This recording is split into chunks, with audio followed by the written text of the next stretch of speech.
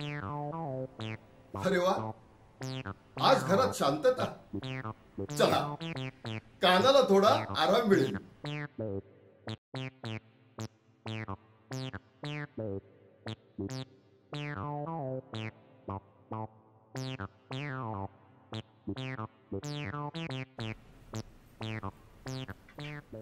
अहो, चहा. पहा, काय पाहू? पहा नाही, चहा. हो, मी विसरलेच होते. महाराजांच्या मंत्राचा असर तुमच्यावर कालच्या पुरताच होता म्हणून. काय ग, तो महाराजांनी दिलेला मंत्र दोघी बोलताय ना?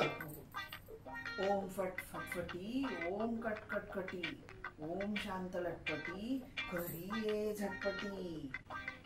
सुमन बाळ, अहो काय झालं? जास्तच गोड झालाय. सुमन, स्वयंपाक चालू केलास का? हो आई, आज मी तुमच्यासाठी गुलाबजाम करणार आहे. अहो, आता काय झालं? जास्त गोड करू नकोस. बरं. सुमन, जेवण झालं की तू काही करू नकोस. मी सगळं करीन. दमतेस ना तू? नको आई, तुम्ही आराम करा, मी सगळं करते. अगं नाही, मी करीन सगळं. नको आई, तुम्ही आराम करा. आता म्हणते ना मी करीन सगळं म्हणून. आई, रागवायचं नाही असं महाराजांनी सांगितलंय ना.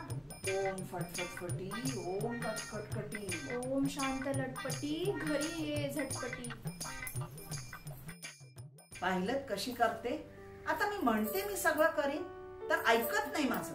काय ग, काय करत असेल आपला बाल्या? कुठे असेल? होय हो, मलाही आता तोच प्रश्न पडलाय. आठवतं तुला, बाल्या लहान असताना पहिला चालायला लागला तो तुझा हात धरूनच.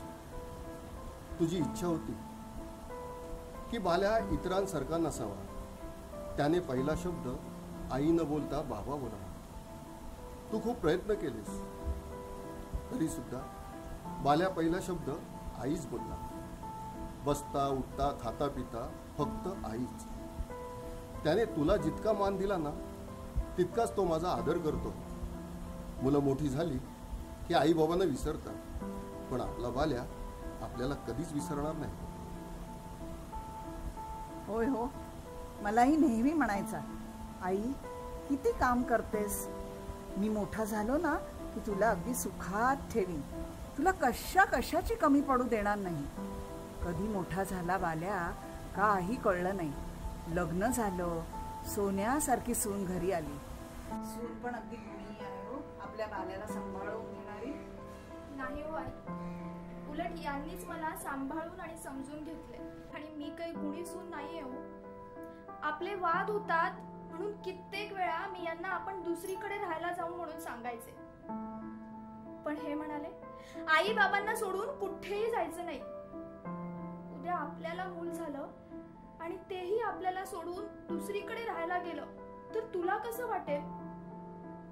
त्यांच्या या बोलण्याचा मला खूप राग यायचा, पण आता हे त्यांचं म्हणणं मला पटू लागलं. खरंच सुमन, माझंच चुकलं. मी बाल्याला लहानच समजत राहिले ग. आई आहे ना मी त्याची. पण माझ्या या वागण्याचा तुला किती त्रास होत असेल याची मला जाणीवच झाली नाही. खरंच मला माफ कर ग सुमन. नाही हो आई, माझंच चुकलं, मला माफ करा. नाही ग सुमन, तूच मला माफ कर. नाही आई, आता तरी माझं ऐका. जा, दार उघड.